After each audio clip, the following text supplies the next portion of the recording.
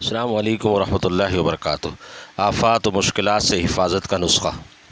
بعض علماء اکرام نے فرمایا ہے کہ جو شخص گناہوں میں یا دنیاوی آفتوں میں مبتلا ہو اور کوئی تدبیر و علاج کارگر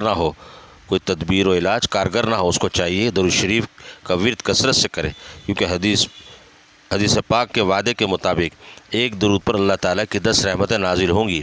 تو جو شخص کثرت سے درود شریف پڑھے گا، اسی کثرت سے اللہ تعالیٰ کی رحمتیں متوجہ ہوں گی۔